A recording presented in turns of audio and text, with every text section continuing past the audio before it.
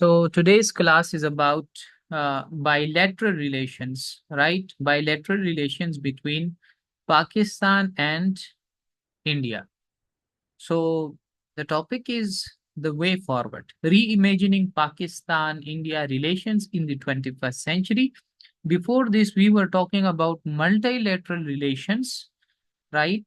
For example, Pakistan's relation with UN, Pakistan's relation with SCO, Pakistan's relation with SARC, Pakistan's relation with other multilateral organizations, right? So today's class is going to be bilateral. Bilateral means that the relations between two countries like Pakistan, India, Pakistan, Iran, Pakistan, China, Pakistan, USA, Pakistan, UK, Pakistan, Saudi Arabia. So when you are talking about two countries, so you are referring to bilateral relations, right?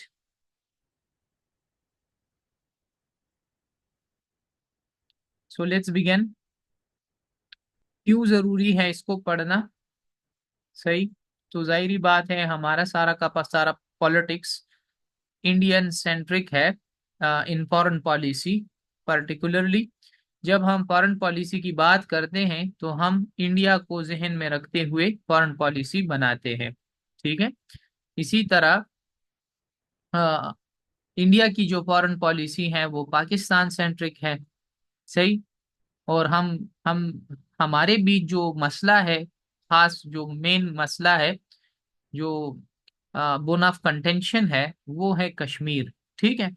तो इन सारी चीजों को आज देखेंगे और देखेंगे कि किस तरह से पाकिस्तान इंडिया के रिलेशंस में जो रुकावटें हैं वो इन दोनों को किस तरह इफेक्ट कर रहे हैं, इंडिविजुअल तौर पर, सोशल लेवल पर, सोसाइटी के लेवल पर, लोगों को, और इसी तरह पॉलिटिक्स को और इकोनॉमी को किस तरह ये दोनों की जो राइवलरी है, जो इख्तिलाफ है एक दूसरे के साथ, किस तरह से जो है ये एक रोल अदा करता है in shaping domestic politics, in shaping domestic even economy. सही है। तो ये भी पढ़ेंगे आज के लेक्चर में। साथ में ये भी पढ़ेंगे कि अगर दोनों ममालिक कोई हल निकालना चाहे तो हल क्या हो सकता है, और क्या 21st सेंचुरी में ऐसा हो सकता है कि जो दो आ, करीब ममालिक हो, जो नेबरिंग कंट्रीज हो, एक दूसरे के साथ जो कारोबार कर सकते हैं, बिजनेस कर सकते हैं, क्या वो लड़ सकते हैं? और वो कंट्रीज जो कि फिर न्यूक्लियर पावर हो, इंडिया के साथ भी न्यूक्लियर जो है वेपन्स मौजूद हैं, पाकिस्तान के साथ भी वेपन्स मौजूद है जो न्यूक्लियर है, तो क्या ऐसे दो ममालिक का एक दूसरे के खिलाफ होना बड़ी खतरनाक बात नहीं है इस रीजन के लिए? ठीक है। इसी तरह पाकिस्तान पांचवी बड़ी आबादी है। ठीक है। इंडिया उससे भी ज्यादा जो है आबादी के लिहाज से बड़ा मुल्क है, तो दोनों एक दूसरे के लिए बहुत बड़े बड़े मार्केट है। ठीक है। तो बजाय इसके कि हम बिजनेस करें अमेरिका के साथ, वहां से चीजें मंगवाएं, तो वहां पर आने जाने में टाइम भी लगेगा और रास्ते का खर्चा भी होगा। तो क्या ऐसा नहीं हो सकता कि वही चीजें हम इंडिया से खरीद लें, टाइम भी बच जाएगा और पैसे भी बच जाएंगे। ठीक। और आपको वही क्वालिटी या उससे भी बेहतर क्वालिटी आपको नेबरिंग कंट्री से मिल जाएगी। इसी तरह अगर हम पीपल टू पीपल रिलेशन रखना चाहते हैं बाहर की दुनिया से, तो इनके साथ तो हमारा लैंग्वेज भी लिंग्विस्टिकली भी सेम है, कल्चरली भी सेम है, रिलीजियसली भी जो है सेम है, उधर भी मुसलमान है इधर भी मुसलमान है। तो क्या ऐसा नहीं हो सकता कि दोनों ममालिक जो है मिल बैठ कर एक दूसरे के साथ कारोबार बनाएं, इसी तरह रिलेशंस बनाएं, रिश्ते बनाएं, और जो है एक जो भाईचारे जैसा माहौल है वो क्रिएट करें? तो ये सारी ऐसी चीजें हैं जिसको आइडियलिस्ट डील करते हैं। आइडियलिस्ट वो लोग होते हैं जो कोऑपरेशन पर बिलीव करते हैं, जो अच्छाई पर बिलीव करते हैं, और वो कहते हैं कि हर मसले का हल जो है वो डायलॉग के जरिए है। अगर आपको दुनिया में कोई भी मसला आ जाए तो आप मिल बैठकर डायलॉग के जरिए हल करें। जंग कभी भी मसले का हल नहीं है, कभी भी जंग ना करें। ठीक है। तो ये तो जो मैंने बातें की ये तो आइडियल बातें हैं, ये आइडियलिस्ट ऐसा सोचते हैं। अगर किसी का सब्जेक्ट आईआर हो तो आइडियलिज्म का जो टर्म है तो उसको ज्यादा आसानी से समझ आएगा। फिर उसके अपोजिट पर कुछ लोग हैं, उसको हम कहते हैं रियलिस्ट, और उनकी जो अप्रोच होती है उसको हम कहते हैं रियलिज्म इन आईआर, इंटरनेशनल रिलेशंस। तो रियलिस्ट ये बिलीव करते हैं कि मसले का हल जो है, जंग के बिना अमन आ ही नहीं सकता। एक ऐसा मुमकिन है कि आप जो है जंग के बिना जो है अमन ले आए। तो जो जंग है वो तो नेचुरल है, वो तो लोग हजारों सालों से लड़ते आ रहे हैं और अपने मसाइल जो है जंग के जरिए हल करते हैं। तो इसलिए अभी अगर पाकिस्तान और इंडिया में जंग नहीं हो रहा तो ये इंसानियत की वजह या कोऑपरेशन की वजह से नहीं है, ये इस वजह से है कि दोनों के पास न्यूक्लियर एटम मौजूद है। पाकिस्तान के पास भी है, इंडिया के पास भी है। तो लिहाजा दोनों ने एक दूसरे के लिए जो डिटरेंस है, एक दूसरे को रोके रखने का जो डिटरेंस है वो बनाया है, वो वेपन बनाया है। तो वो कहते हैं कि अपने फौज को मजबूत करो, वेपन्स बढ़ाओ, तब जाकर जो है अमन होगा और आप एक दूसरे के साथ नहीं लड़ोगे। कि आपके पास जो है बैलेंस ऑफ पावर जिसको हम कहते हैं, कि आप इंडिया के पावर को बैलेंस करें और इंडिया आपके पावर को बैलेंस करे। और जब बैलेंस होगा पावर तो फिर एक दूसरे के साथ लड़ाई नहीं होगी, क्योंकि दोनों एक से मत बराबर होंगे। अब आपको मिसाल दे दूं, अमेरिका ने हमला किया अफगानिस्तान पर क्योंकि अफगानिस्तान कमजोर था। अमेरिका ने हमला किया इराक पर क्योंकि इराक कमजोर था। अमेरिका ने हमला किया यमन पर क्योंकि वो कमजोर था। ठीक है। इसी तरह इसराइल ने हमला किया पैलेस्टाइन पर, वो कमजोर था। लेकिन अगर ये मुमालिक अमेरिका के बराबर होते, जैसे रशिया, रशिया उसको कहते हैं कि अगर आप लड़ना चाहते हैं तो आ जाए मैदान में, उसके साथ कभी भी नहीं लड़ता अमेरिका। चाइना के साथ कंपटीशन में है लेकिन लड़ता नहीं है। ठीक है। क्यों? क्योंकि अमेरिका को पता है कि मैं इनके साथ लड़ नहीं सकता, वो मेरे साथ, उनका पावर सेम है।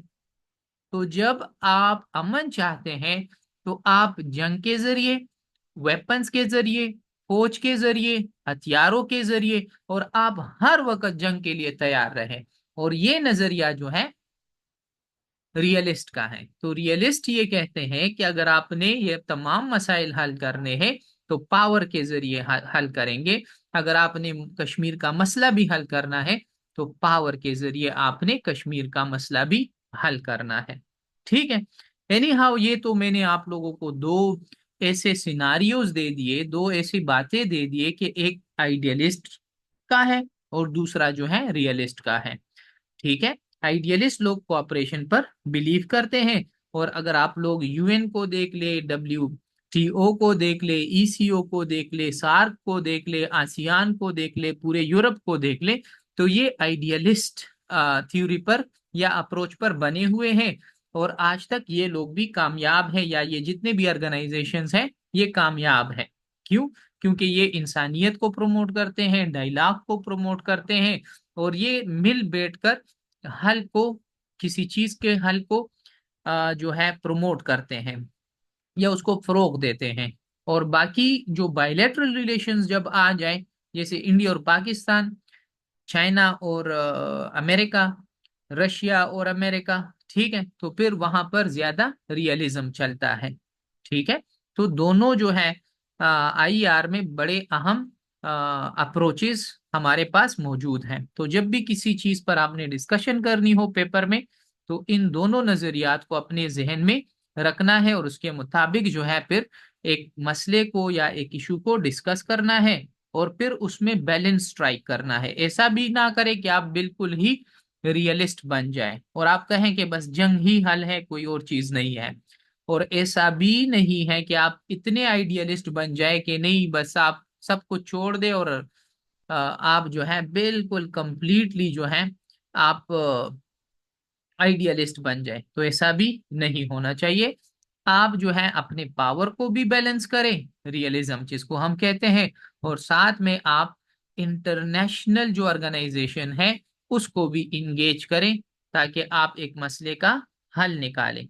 कश्मीर का मसला जो है हमने पावर के जरिए भी देखा है, हमने उस पर जंगें भी लड़ी हैं जो कि हल नहीं हुआ, और आज तक हम उसको डिप्लोमेटिकली भी परसू कर रहे हैं, ताकि जो है यूएन यूनाइटेड नेशंस में जो है हम इस बात को उस लेवल पर भी उठाए रखे और इस मसले को जिंदा रखे। I hope you got the introduction of this very lecture. अच्छा, थोड़ा सा बैकग्राउंड की तरफ जाए तो इंडिया और पाकिस्तान के दरमियान जो रिलेशंस खराब हैं, तो जाहिर बात है हमने उसके साथ सबसे पहला जंग 1948 में कश्मीर के मसले पर लड़ा, फिर 1965 में हमने उसके साथ जंग लड़ी, उसके बाद जो है 71 में हमारा जंग हुआ, ठीक है, और उसमें पाकिस्तान को शिकस्त भी हुई, और ये जो बांग्लादेश है वो भी हमसे अलहदा हुआ। फिर 1999 में कारगिल वार हुआ, ठीक। उसके बाद हमारे पास जो है 2001 में इंडिया के पार्लियामेंट अटैक हुआ, जिसकी वजह से पाकिस्तान के साथ हालात खराब हुए।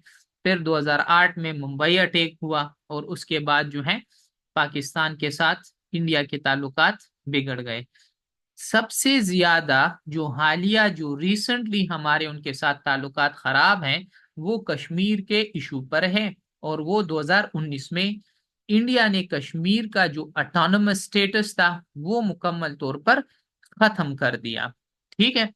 कि इंडिया ने आर्टिकल 370 और 35A मैंने यहाँ पर लिखा नहीं है, लेकिन 35A भी, उसके जरिए जो है कश्मीर का मुकम्मल तौर पर जो ऑटोनोमस स्टेटस था वो खत्म कर दिया, और कहा कि आप भी बाकी प्रोविंसेस या सूबों या स्टेट्स की तरह आप भी एक सूबा है इंडिया का, ठीक है।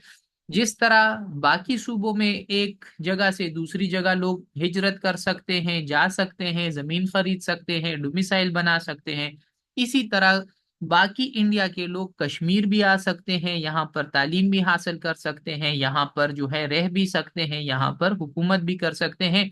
तो लिहाजा कश्मीर का कोई इंडिपेंडेंस या ऑटोनोमस स्टेटस नहीं होना चाहिए, ये हमारा हिस्सा है। और ये स्टेटस खत्म करके कश्मीरियों ने कहा कि इसके जरिए आप हमारी डिमोग्राफी या पूरी की पूरी पॉपुलेशन चेंज कर देंगे, क्योंकि अगर आपने सब के सब हिंदुओं को, सिखों को और बाकी मजाहब के लोगों को इंजेक्ट किया कश्मीर में डोमिसाइल देकर, तो ये लोग इधर रहने लगेंगे, यहाँ पर शादियां करेंगे, यहाँ पर बच्चे लाएंगे, और 20-30 या 40 साल बाद यहाँ पर कश्मीर जो मुस्लिम कश्मीरी हैं वो माइनॉरिटीज में तब्दील हो जाएंगे, और बाकी दीगर मजाहिब के लोग जो हैं वो उसमें आ जाएंगे, अक्सरियत में आ जाएंगे। तो लिहाजा आप हमारी डिमोग्राफी चेंज करने में लगे हुए हैं, और ये हमें एक्सेप्टेबल नहीं है। ये तो इंडिया का एक चाल था। उस वक्त पाकिस्तान जाहिरी तौर पे है पेटफ का शिकार भी था, कर्जे भी थे, आईएमएफ के मसाइल भी थे, हमारी दहशतगर्दी भी बढ़ गई थी, तो पाकिस्तान इतना कुछ नहीं कर सका कि इसको मुंह तोड़ जवाब देने सिवाय इसके कि पाकिस्तान ने इस मसले को मुख्तलिफ फोरम पर उठाया, और इंडिया का जो चेहरा है, वो जो जालिम चेहरा है, वो दुनिया को दिखा दिया कि किस तरह ये लोग जो है कश्मीर में जुल्म कर रहे हैं। और उसके बाद तमाम के तमाम डिप्लोमेटिक रिलेशंस पाकिस्तान ने इंडिया के साथ खत्म कर दिए। न क्रिकेट खेलते हैं, न कारोबार करते हैं, और ना ही जो है किसी मसले पर बैठकर बात करते हैं। अच्छा, अब इन दोनों के टेंस रिलेशंस जो है, जैसे मैंने कहा कि कश्मीर इनका जो है मसला एक काज भी है, और कश्मीर जो है एक कंसिक्वेंस भी है, एक रिजल्ट भी है इनके मुख्तलिफ डिस्प्यूट का। तो हमारा इंडिया के साथ जो डिस्प्यूट है वो एक टेरिटोरियल डिस्प्यूट है। हमारा दावा है कि कश्मीर जो है पाकिस्तान का हिस्सा है, और इंडिया का दावा है कि नहीं, कश्मीर हमारा हिस्सा है। इसी तरह हमारे उनके साथ आइडियोलॉजिकल और रिलीजियस डिफरेंसेस हैं। वो हिंदू हैं और हम मुस्लिम हैं, हमारा रहन सहन तमाम अलग है, और इसी वजह से दो कौमी नजरिए की वजह से पाकिस्तान बना भी था। तो ये रिलीजियस और आइडियोलॉजिकल डिफरेंसेस भी एक वजह है कि हमारे उनके साथ रिलेशंस अच्छे नहीं है। इसी तरह जो पॉलिटिकल इंस्टेबिलिटी है वो उधर भी है, वो इधर भी है, लेकिन खास तौर पर इधर है। पावर स्ट्रगल जो है वो जारी है, ठीक है। और खास तौर पर इंडिया साउथ एशिया में अपनी हेजेमनी और अपना पावर जो है और कंट्रोल चाहता है, और पाकिस्तान उसके खिलाफ जो है एक रुकावट है।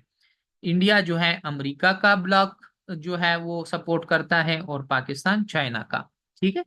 इसी तरह cross border terrorism and security concern, Pakistan में जो वाकयात होते हैं टेररिज्म के, हम ये कहते हैं कि इसके पीछे इंडिया का हाथ है, खास तौर पर जो बलूचिस्तान में हो रहा है, ठीक है, और केपी में जो हो रहा है। और जो इंडिया में जब दहशतगर्दी होती है, जैसे मुंबई का अटैक हो गया 2008 में, या उनके 2001 में पार्लियामेंट पर अटैक हुआ, ठीक, तो फिर ये लोग कहते हैं कि इसके पीछे जो है पाकिस्तान का हाथ हाथ है। और एक और राइवलरी है कि न्यूक्लियर राइवलरी। तो इस रीजन में उसके पास भी न्यूक्लियर एटम मौजूद है और आपके पास भी है, और दोनों के जो है इसमें भी मुकाबला जारी है।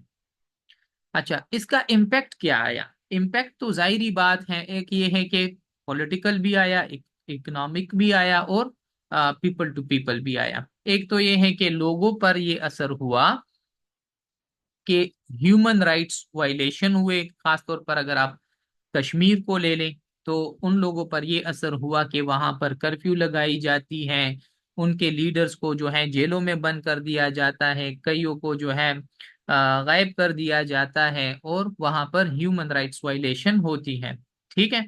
और अगर पीपल टू पीपल एक्सचेंज की बात है, तो एक दूसरे को जो है छोड़ते भी नहीं है। जैसे हमारे एक्टर्स, हमारे सिंगर्स, हमारे जो आर्टिस्ट हैं वो उधर नहीं जा सकते, और उधर उनके जगह पर काम नहीं कर सकते। और क्रिकेट मैचेस वगैरह आप लोग देखते हैं कि यहाँ पर वो भी जो बायलैटरल सीरीज हैं वो नहीं खेलते। सिर्फ जो आईसीसी की तरफ से जो सीरीज होते हैं, चाहे वर्ल्ड कप हो, T20 हो, या कोई चैंपियंस ट्रॉफी हो, तो उससे फिर वो लोग इनकार नहीं कर सकते। अदरवाइज बायलैटरल सीरीज नहीं खेलते। तो ये इन तमाम राइवलरीज का जो है एक नुकसान ये भी है, ठीक है। पॉलिटिक्स अगर देखें तो दोनों कंट्रीज में जो पॉलिटिक्स है वो इसी के इर्द गिर्द घूमता रहता है, ठीक है। और दोनों जो है एक नेशनलिस्ट अप्रोच अपनाए हुए हैं। खास तौर पर इंडिया जो है वो तो बिल्कुल पाकिस्तानी सेंट्रिक पॉलिटिक्स करता है, और वो जब भी इलेक्शन होता है तो वो लोगों को बताते हैं कि हम पाकिस्तान को ये करेंगे वो करेंगे, तो उसके बिहाफ पर जो है उनको वोट्स मिलते रहते हैं। और खास तौर पर अगर हम मोदी जी की हुकूमत ले लें, तो उनका जो है पाकिस्तान के खिलाफ एक शिद्दत पसंदाना रवैया है, ठीक। और जिसकी वजह से इकोनॉमी दोनों ममालिक की जो है हिट हो रही है। खास तौर पर पाकिस्तान का हवाला दूंगा, ठीक। रियलिस्ट और आइडियलिस्ट पर्सपेक्टिव आप लोगों को बता दिया कि realist argue that both countries prioritise national security over cooperation. ये कोई कहते हैं कि कोऑपरेशन छोड़ दें, नेशनल सिक्योरिटी पर काम करें, फौज को जो है मजबूत करें, और जो मिलिटराइज डिटरेंस है उस अप्रोच को अपनाएं। आपके पास भी वेपन्स होने चाहिए, उसके पास भी वेपन्स होने, आपके पास भी एटम होना चाहिए, उसके पास भी एटम्स होना, आपके पास भी न्यूक्लियर जो है जो है वेपन्स होने चाहिए, उसके पास भी न्यूक्लियर वेपन्स होने चाहिए। तो जब आप जो है ये पावर ऑफ बैलेंस का बैलेंस ऑफ पावर का जो है तरीकेकार अपनाओगे, तब जो है जंग नहीं होगा। और यहाँ पर जो है अगर जंग भी करते हैं तो फिर ये भी जो है अमन के लिए वार एंड पीस का जो नजरिया है ये लोग अपनाते हैं।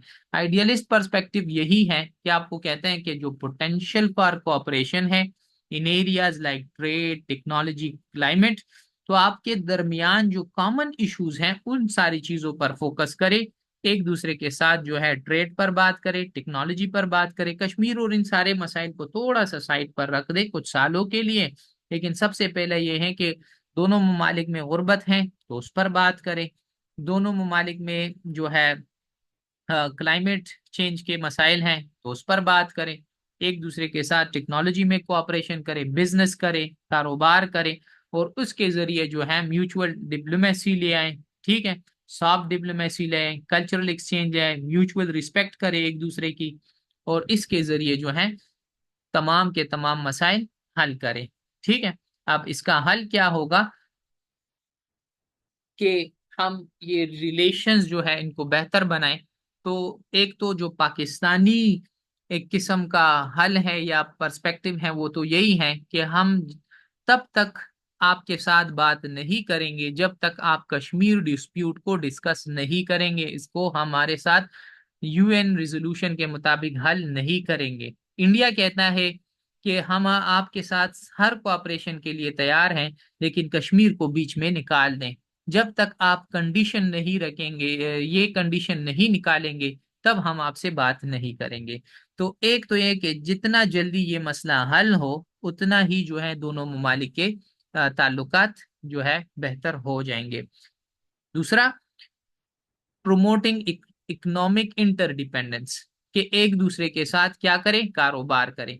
अभी अगर हालिया आपने आर्टिकल्स पढ़े हो तो वो कहते हैं कि इंडिया और पाकिस्तान के दरमियान जो छोटा मोटा ट्रेड होता है वो तकरीबन 300 मिलियन तक है, जबकि इनके बीच जो पोटेंशियल है ट्रेड का एक दूसरे के साथ कारोबार का वो 35 बिलियन है। तो अगर ये लोग 35 बिलियन का जो डॉलर्स का जो एक दूसरे के साथ ट्रेड करेंगे, ठीक है, और नेबर्स भी हैं, तो और भी इन पर खर्चा भी कम आएगा और बिजनेसमैन को ज्यादा फायदा होगा, और जब बिजनेसमैन खुश होता है तो फिर पूरा मुल्क खुश होता है। ठीक है, तो इकोनॉमिक इंडिपेंडेंस इंटरडिपेंडेंस ले आए और एक दूसरे पर इन्हिसार करें, मईशत के लिहाज से, ट्रेड के लिहाज से। और इसी तरह आप लोगों को एक मिसाल दे दूंगा, चाइना और इंडिया के भी मसाइल हैं, उनका भी इशू है, बॉर्डर का इशू उनका भी है, लद्दाख का, लेकिन दोनों का जो है कारोबार भी बहुत ज्यादा है, और उन लोगों ने अपनी लड़ाई में कारोबार को जो है रोका नहीं है, जबकि पाकिस्तान और इंडिया ने कश्मीर की वजह से बहुत नुकसान उठाया है, पार्टिकुलरली पाकिस्तान कहूंगा। अच्छा, इसके बाद हमारे पास है कि बायलैटरल सिक्योरिटी डायलॉग, तो जो हमारे पास क्रॉस बॉर्डर टेररिज्म होता है वहां से इधर और इधर से उधर, तो फिर उसको थर्ड पार्टी मीडिएशन जैसे कि यूएन हो गया, ठीक है, उसके जरिए हल करे, डायलॉग के जरिए पीपल टू पीपल कांटेक्ट बढ़ाएं। ठीक है, इसको हम कहते हैं क्रॉस बॉर्डर टूरिज्म, यहाँ के लोग उधर जाएं टूरिज्म के लिए, वहां के लोग इधर आ जाएं, कल्चरल एक्सचेंज करें। ठीक है, और एक दूसरे के साथ क्रिकेट वगैरह जो है ज्यादा से ज्यादा खेले, बायलैटरल सीरीज अरेंज करे, और इसी के जरिए जो है फिर चांसेस है कि ये हमारे जो रिलेशंस है वो नॉर्मलाइजेशन की तरफ बढ़ जाए। इसके अलावा हमारे पास है कि regional collaboration through SAARC and ECO, ये इंडिया और पाकिस्तान सार्क का भी हिस्सा है, ईसीओ का भी हिस्सा है, और इसी तरह एचसीओ का भी हिस्सा है। तो जो रीजनल ऑर्गेनाइजेशंस है इनके जरिए जो है बैठ कर एक दूसरे के साथ ताल्लुकात बढ़ाए।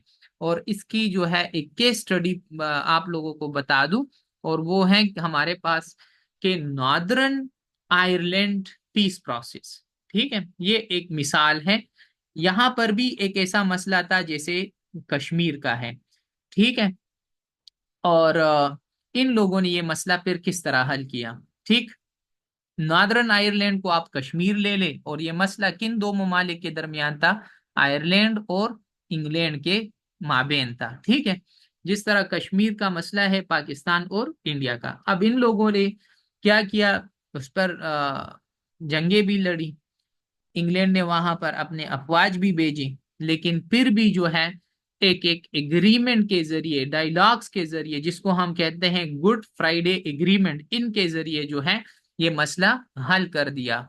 ठीक है, और वो उसमें क्या क्या लिखा, एक तो एक है power sharing, the agreement establish a devolve government ensuring fair representation of both communities, के देखे हम तमाम का तमाम पावर जो है बैलेंस करते हैं, और जो नॉर्दर्न आइलैंड है, ठीक है, हम उसको ये पावर देते हैं। तो यहाँ पर भी अगर कश्मीर को पावर दे दिया जाए पाकिस्तान की तरफ से और इंडिया की तरफ से, तो पावर शेयरिंग के जरिए ये मसला हल हो सकता है। इसी तरह क्रॉस बॉर्डर कोऑपरेशन, एक दूसरे के साथ कोऑपरेशन करके। ठीक।